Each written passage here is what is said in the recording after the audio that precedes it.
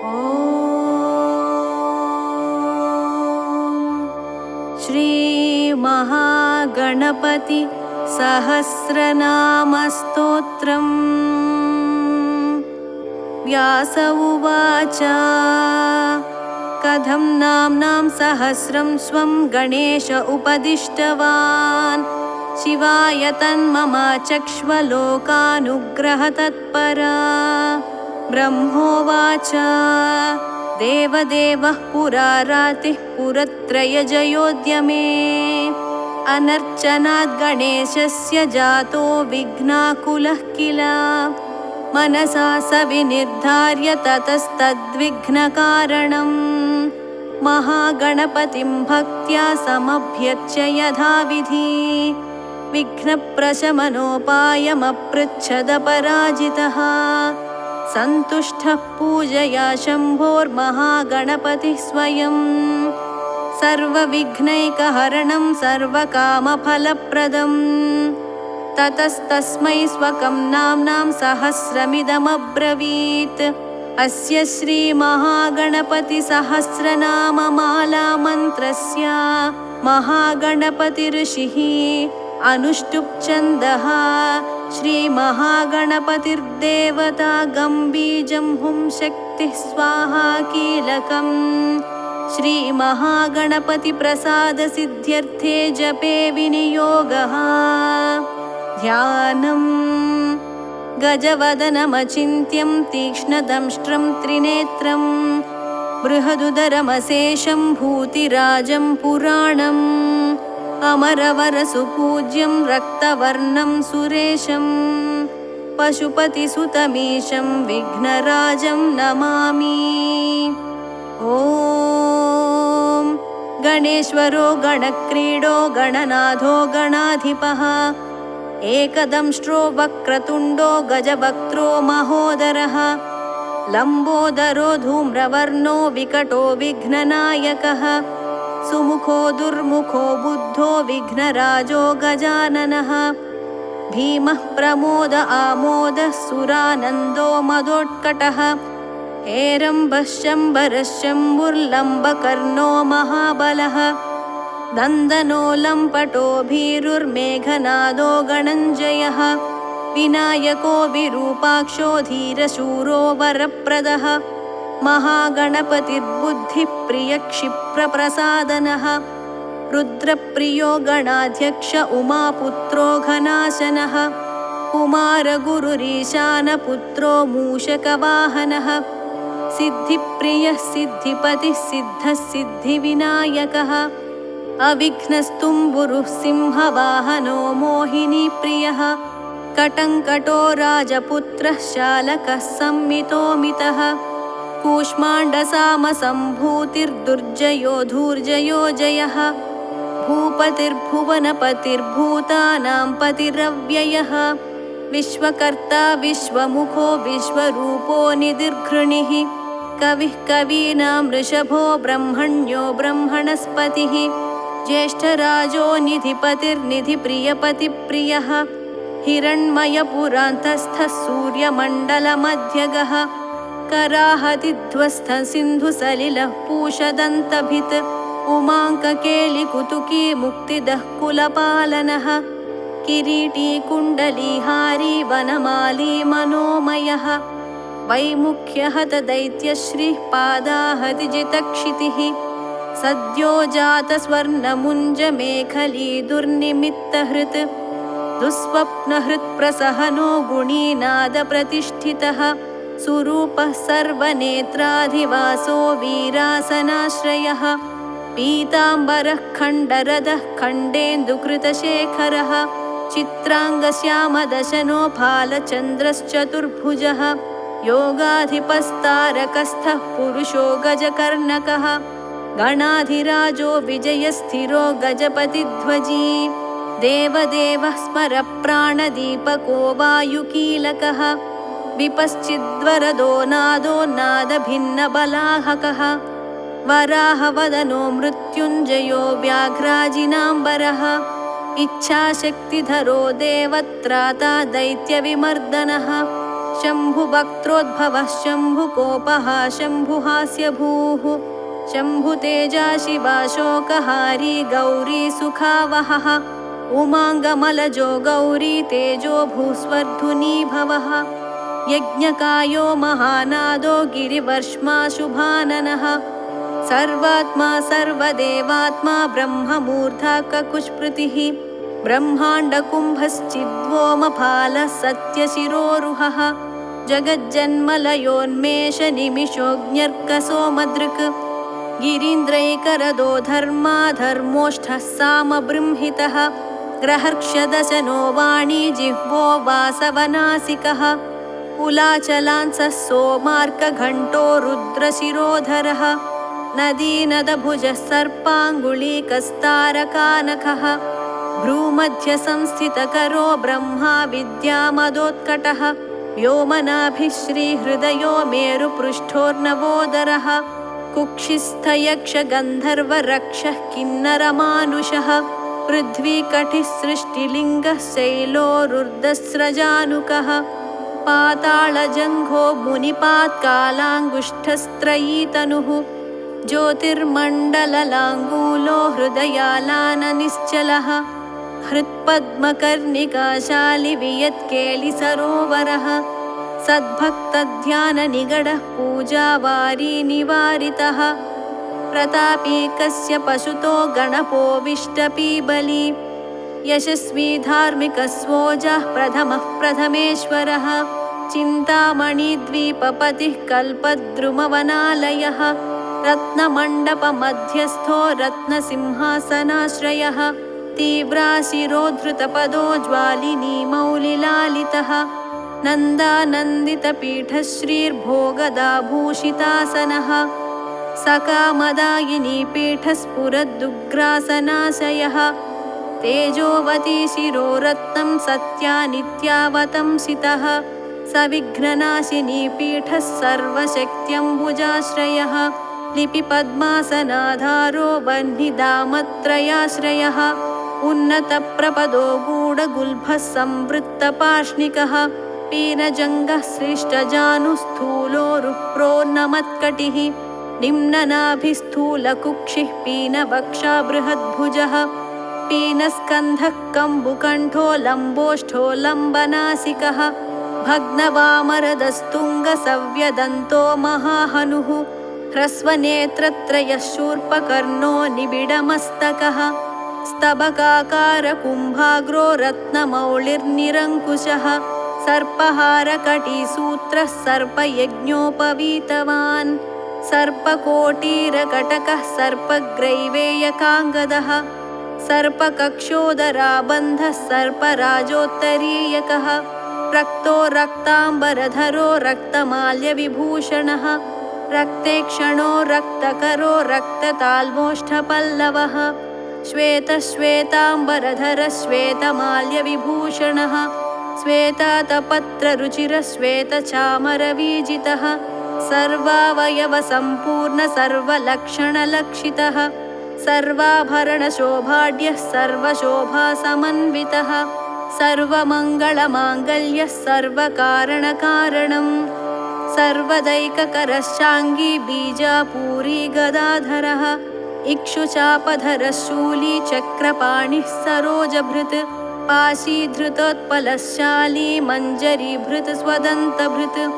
कल्पवल्लीधरो विश्वाभयदैककरो वशी अक्षमालाधरो ज्ञानमुद्रावान्मुद्गरायुधः पूर्णपात्रीकम्बुधरो विधृतालिसमुद्गकः मातुलुङ्गधरश्चूतकलिकाद्भृत्कुठारवान् पुष्करस्थस्वर्णघटी पूर्णरत्नाभिवर्षकः भारती सुन्दरी नाथो विनायकरतिप्रियः महालक्ष्मी प्रियतमः सिद्धलक्ष्मी मनोरमः रमा रमेश पूर्वाङ्गो दक्षिणो मामहेश्वरः महीवराहमावाङ्गो रतिकन्दर्पपश्चिमः आमोदमोदजननः सप्रमोदप्रमोदनः समेधितसमृद्धः श्रीर्वृद्धिसिद्धिप्रवर्तकः दत्तसौमुख्यसुमुखः कान्तिकन्दलिताश्रयः मदनावत्याश्रिताङ्घ्रिः कृत्तदौर्मुख्यदुर्मुखः विघ्नसम्पल्लवोपघ्नसेवोन्निद्रमदद्रवः विघ्नकृन्निघ्नचरणो द्राविणी शक्तिसत्कृतः तीव्रप्रसन्ननयनो ज्वालिनी पालितैकधृक् मोहिनी मोहनो भोगदायिनी कान्तिमण्डितः कामिनी कान्तवक्त्रश्रीरधिष्ठितवसुन्धरः वसुन्धरा मदोन्नद्धमहाशङ्खनिधिप्रभुः नमद्वसुमतीमौलिमहापद्मनिधिप्रभुः सर्वसद्गुरुसंसेव्यः शोचिष्केशहृदाश्रयः ईशानमूर्धा देवेन्द्रशिखापवननन्दनः अग्रप्रत्यग्रनयनो दिव्यास्त्राणां प्रयोगवित् ऐरावतादिसर्वाशावारणावरणप्रियः वज्राद्यस्तपरिवारो गणचण्डसमाश्रयः जया जय परिवारो विजया विजयावहः अजितार्चितपादाब्जो नित्यानित्यावतंसितः विलासिनी कृतोल्लासः शौण्डी सौन्दर्यमण्डितः अनन्तानन्तसुखदः सुमङ्गलः इच्छाशक्तिज्ञानशक्तिक्रियाशक्तिनिषेवितः सुभगा संश्रितपदो ललिताश्रयः कामिनी कामनः काममालिनी केलिलालितः सरस्वत्याश्रयो गौरीनन्दनः श्रीनिकेतनः गुरुगुप्तपदो वाचा सिद्धा वागीश्वरीपतिः नलिनी कामुको वामा रामो ज्येष्ठा मनोरमः रौद्री मुद्रितपादाब्जो हुम्बीजस्तुङ्गशक्तिकः विश्वादिजननत्राणः स्वाहा शक्तिः सकीलकः अमृताब्धिकृतावासो मदघूर्णितलोचनः उच्छिष्टगणेशो गणनायकः सार्वकालिकसंसिद्धिर्नित्यशैवो दिगम्बरः अनपायोऽनन्तदृष्टिरप्रमेयो जरामरः अनाविलो प्रतिरथो ह्यच्युतोऽमृतमक्षरम् अप्रतर्क्योक्षयो जय्यो नाधारो नामयोमलः अमोघसिद्धिरद्वैतमघोरो प्रमिताननः अनाकारोऽब्धिभूम्यग्निबलघ्नो व्यक्तलक्षणः आधारपीठ आधाराधेयवर्जितः आखुकेतन आशापूरक आखुमहारथः इक्षुसागरमध्यस्थ इक्षुभक्षणलालसः इक्षुचापातिरेकश्रीरिक्षुचापनिषेवितः इन्द्रगोपसमानश्रीरिन्द्रनीलसमद्युतिः इन्दीवरदलश्यामः इन्दुमण्डलनिर्मलः इद्मप्रिय इडाभाग इडाधामेन्दिराप्रियः इक्ष्वाकुविघ्नविध्वंसी इति कर्तव्यतेप्सितः ईशानमौलिरीशान ईशानसुत इतिः ईशणात्रयकल्पान्त ईहामात्रविवर्जितः उपेन्द्र उडुभृन्मौलिरुण्डेरकबलिप्रियः उन्नतानन उत्तुङ्गः उदारत्रिदशाग्रणीः ऊर्जस्वानूष्मलमद ऊहोपोहदुरासदः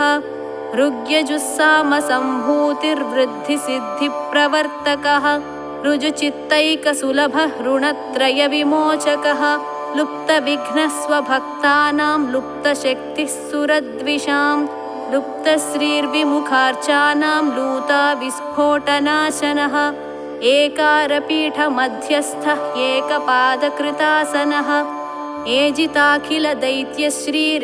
एजिताखिलदैत्यश्रीरेधिताखिलसंश्रयः ऐश्वर्यनिधिरैश्वर्यमैहिकामुष्मिकप्रदः ऐरं मदसमोन्मेषः ऐरावतनिभाननः ओङ्कारवाच्य ओङ्कार ओजस्वानोषधीपतिः औदार्यनिधिरौद्धत्यधुर्य औन्नत्यनिस्वनः अंकुशः सुरनागानाम् अंकुशः सुरविद्विषाम् अस्समस्तविसर्गान्तपदेषु परिकीर्तितः कमण्डलुधरः कल्पः कपर्दी कलभाननः कर्मसाक्षी कर्मकर्ता कर्मा कर्मफलप्रदः कदम्बगोलकाकारः कूष्माण्डगणनायकः कारुण्यदेहः कपिलः कधकः कटिसूत्रभृत् खर्वः खड्गप्रियः खड्गखातान्तस्थः खनिर्मलः खल्वाटशृङ्गनिलयः खट्वाङ्गी खदुरासदः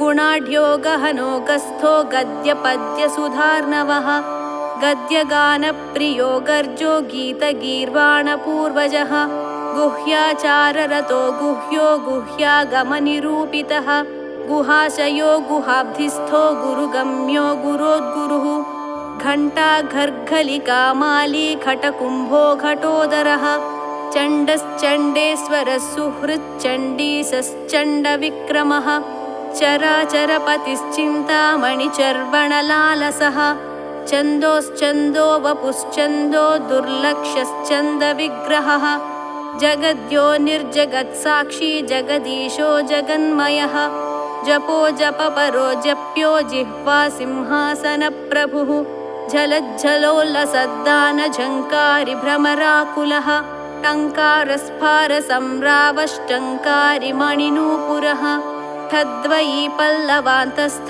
सर्वमन्त्रैकसिद्धिदः डिण्डिमुण्डो डाकिनीशो डिण्डिमप्रियः ढक्कानिनादमुदितो ढौको डुण्डिविनायकः तत्त्वानां परमं तत्त्वं पदनिरूपितः तारकान्तरसंस्थानस्तारकस्तारकान्तकः स्थाणुस्थाणुप्रियस्थाता स्थावरं जङ्गमं जगत् दक्षयज्ञप्रमदनो दाता दानवमोहनः दयावान् दिव्यविभवो दण्डभृद्दण्डनायकः दन्तप्रभिन्नभ्रमालो दैत्यवारणधारणः दंष्ट्रालग्नद्विपघटो देवार्धनृजगाकृतिः धनधान्यपतिर्धन्यो धनदो धरणीधरः ध्यानैकप्रकटो ध्येयो ध्यानं ध्यानपरायणः नन्द्यो नन्दिप्रियो नादो नादमध्यप्रतिष्ठितः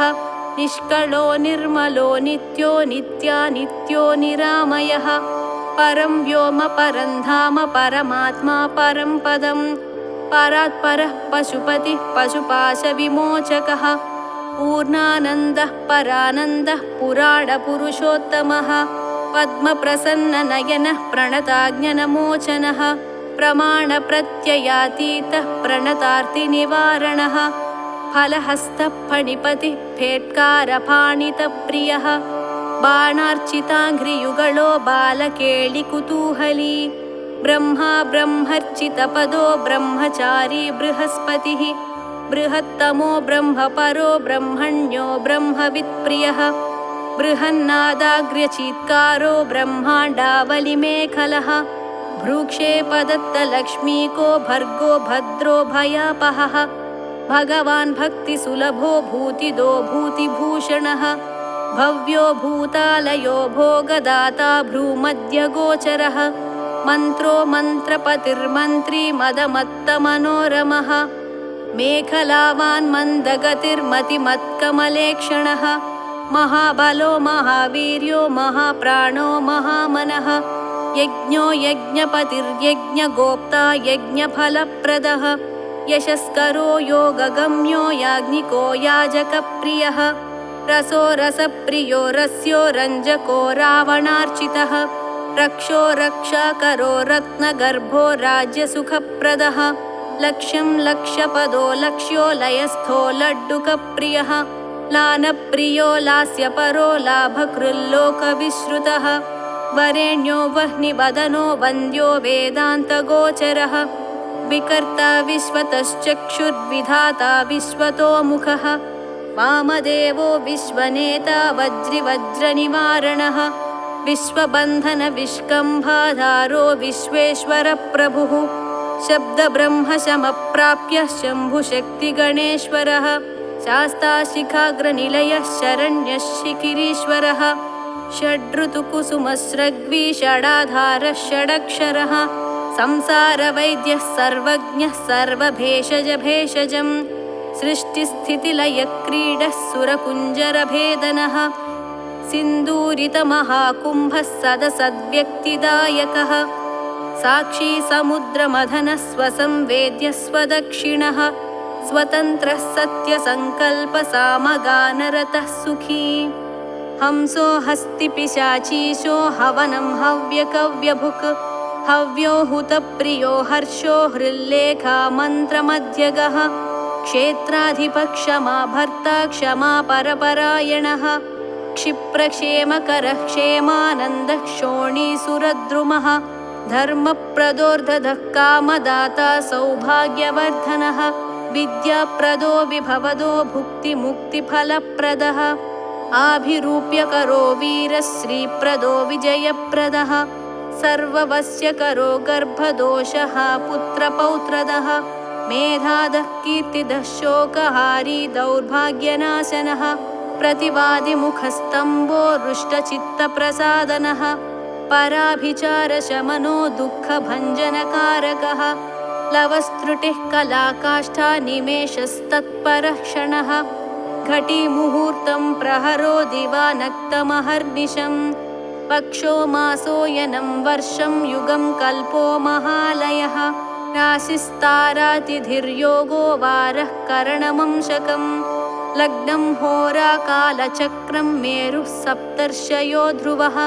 राहुर्मन्दः कविर्जीवो बुधो भौमः शशिरविः काला सृष्टिस्थितिर्विश्वं स्थावरं जङ्गमं च यत् भूरापोऽग्निर्मरुद्योमाहङ्कृतिः प्रकृतिः पुमान् ब्रह्म विष्णुः शिवो रुद्रः ईशः शक्तिः सदाशिवः त्रिदशाः पितरः सिद्धा यक्षा रक्षांसि किन्नराः साध्या विद्याधरा भूता मनुष्या पशवः खगाः समुद्राः सरितः शैला भूतं भव्यं भवोद्भवः सांख्यं पातं जलं योगः पुराणानि श्रुतिस्मृतिः वेदाङ्गानि सदाचारो मीमांसा न्यायविस्तरः आयुर्वेदो धनुर्वेदो गान्धर्वं काव्यनाटकं वैखासनं भागवतं सात्वतं पाञ्चरात्रकं शैवं पाशुपतं कालामुखं भैरवशासनं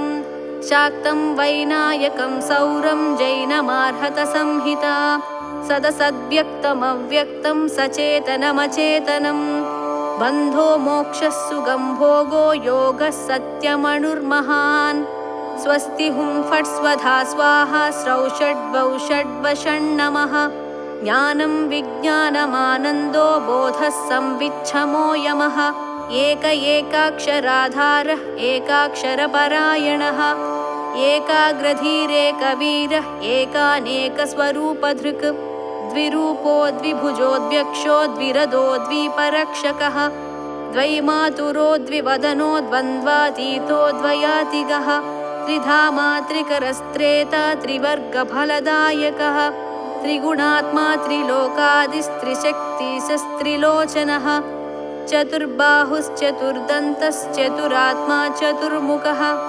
चतुर्विधोपायमयश्चतुर्वर्णाश्रमाश्रयः चतुर्विधवचो वृत्तिपरिवृत्तिप्रवर्तकः चतुर्थीपूजनप्रीतश्चतुर्थी तिथिसम्भवः पञ्चाक्षरात्मा पञ्चात्मा पञ्चास्यः पञ्चकृत्यकृत् पञ्चाधारः पञ्चवर्णः पञ्चाक्षरपरायणः पञ्चतालः पञ्चकरः पञ्चप्रणवभावितः पञ्चब्रह्ममयस्फूर्तिः पञ्चवारणवारितः पञ्चभक्षप्रियः पञ्चबाणः पञ्चशिवात्मिकः षट्कोणपीठः षट्चक्रधामा षड्ग्रन्थिभेदकः षडध्वध्वान्तविध्वंसी षडङ्गुलमहाह्रदः षण्मुखः षण्मुखभ्राता षड्भक्तिपरिवारितः षड्वैरिवर्गविध्वंसी षडूर्मिभयभञ्जनः षट्तर्कदूरषट्कर्मनिरतः षड्रसाश्रयः सप्तपातालचरणः सप्तद्वीपोरुमण्डलः सप्तस्वर्लोकमुकुटः सप्तसप्तिवरप्रदः सप्ताङ्गराज्यसुखदः सप्तर्षिगणमण्डितः सप्तच्छन्दोनिधिः सप्तहोता सप्तस्वराश्रयः सप्ताब्धिकेलिकासारः सप्तमातृनिवेशितः सप्तच्छन्दो मोदमदः सप्तच्छन्दोमखप्रभुः अष्टमूर्तिध्येयमूर्तिरष्टप्रकृतिकारणम् अष्टाङ्गयोगफलभूरष्टपत्राम्बुजासनः अष्टशक्तिसमृद्धः श्रीरष्टैश्वर्यप्रदायकः अष्टपीठोपपीठः श्रीरष्टमातृसमावृतः अष्टभैरवसेव्योऽष्टवसुवन्द्योऽष्टमूर्तिभृत् अष्टचक्रस्फुरन्मूर्तिरष्टद्रव्यः विप्रियः नवनागासनाध्यासी नवनिध्यनुशासिता नवद्वारपुराधारो नवाधारनिकेतनः नवनारायणस्तुत्यो नवदुर्गानिवेशितः नवनाथमहानाथो नवनागविभूषणः नवरत्नविचित्राङ्गो नवशक्तिशिरोद्धृतः दशात्मको दशभुजो दशदिक्पतिवन्दितः दशाध्यायो दशप्राणो दशेन्द्रियनियामकः दशाक्षरमहामन्त्रो दशाशाव्यापि विग्रहः एकादशादिभिरुद्रैस्तुत एकादशाक्षरः द्वादशोद्दण्डदोर्दण्डो द्वादशान्तनिकेतनः त्रयोदशाभिधा भिन्नविश्वे देवाधिदैवतम् चतुर्दशेन्द्रवरदश्चतुर्दशमनुप्रभुः चतुर्दशादिविद्याढ्याश्चतुर्दश जगत्प्रभुः सामपञ्चदशः पञ्चदशी शीतांशु निर्मलः षोडशाधारनिलयः षोडशस्वरमातृकः षोडशान्तपदावासः षोडशेन्दुकलात्मकः कला सप्तदशी सप्तदश सप्तदशाक्षरः अष्टादशद्वीपपतिरष्टादशपुराणकृत् अष्टादशौषधीसृष्टिरष्टादशविधिस्मृतः अष्टादशलिपिव्यष्टिसमष्टिज्ञानकोविदः एकविंशः पुमानेकविंशत्यङ्गुलिपल्लवः चतुर्विंशतितत्त्वात्मा पञ्चविंशाख्यपूरुषः सप्तविंशतितारेशः सप्तविंशतियोगकृत् द्वात्रिंशद्भैरवाधीशश्चतुस्त्रिंशन्महाह्रदः षट्त्रिंशतत्त्वसम्भूतिरष्टत्रिंशत्कलातनुः नमदेकोनपञ्चाशन्मरुद्वर्गनिरर्गलः पञ्चाशदक्षरश्रेणी पञ्चाशद्रुद्रविग्रहः पञ्चाशद्विष्णुशक्तिशः पञ्चषन्मातृकालयः द्विपञ्चाशद्वपुश्रेणी त्रिषष्ट्यक्षरसंश्रयः चतुष्षष्ट्यर्णनिर्णेता चतुष्षष्टिकलानिधिः चतुष्षष्टिमहासिद्धयोगिनी वृन्दवन्दितः अष्टषष्टिमहातीर्थक्षेत्रभैरवभावनः चतुर्नवतिमन्त्रात्मा षण्णवत्यधिकप्रभुः शतानन्दः शतधृतिः शतपत्रायतेक्षणः शतानीकः शतमखः शताधारावरायुधः सहस्रपत्रनिलयः सहस्रफणभूषणः सहस्रशीर्षा पुरुषः सहस्राक्षः सहस्रपात् सहस्रनामसंस्तुत्यः सहस्राक्षबलापहः दशसाहस्रफणभृत्फणिराजकृतासनः अष्टाशीतिसहस्राद्यमहर्षिस्तोत्रयन्त्रितः लक्षाधीशप्रियाधारो लक्षाधारमनोमयः चतुर्लक्षजपप्रीतश्चतुर्लक्षप्रकाशितः चतुरशीतिलक्षाणां जीवानां देहसंस्थितः कोटिसूर्यप्रतीकाशः कोटिचन्द्रांशुनिर्मलः शिवाभवाद्युष्टकोटिविनायकधुरन्धरः सप्तकोटिमहामन्त्रमन्त्रितावयवद्युतिः त्रयस्त्रिंशत्कोटिसुरश्रेणी प्रणतपादुकः अनन्तनामानन्तश्रीरनन्तानन्तसौख्यदः इति वैनायकं नाम्नां सहस्रमिदमीरितम् इदं ब्राह्मे मुहूर्ते वै यः पठेत् प्रत्यहं नरः करस्थं तस्य सकलमैहिकामुष्मिकं सुखम् आयुरारोग्यमैश्वर्यं धैर्यं शौर्यं बलं यशः मेधा प्रज्ञा धृतिः कान्तिः सौभाग्यमतिरूपता सत्यं दया क्षमा शान्तिर्दाक्षिण्यं धर्मशीलता जगत्संयमनं विश्वसंवादो वादपाटवम् सभापाण्डित्यमौदार्यं गाम्भीर्यं ब्रह्मवर्चसम् औन्नत्यं च कुलं शीलं प्रतापो वीर्यमार्यता ज्ञानं विज्ञानमास्तिक्यं स्थैर्यं विश्वातिशायिता धनधान्याभिवृद्धिश्च सकृदस्य जपाद् भवेत् वश्यं चतुर्विधं नृणां जपादस्य प्रजायते राज्ञो राजकलत्रस्य राजपुत्रस्य मन्त्रिणः जप्यते यस्य वस्यार्थं सदा सस्तस्य जायते धर्मार्थकाममोक्षाणामनायासेन साधनं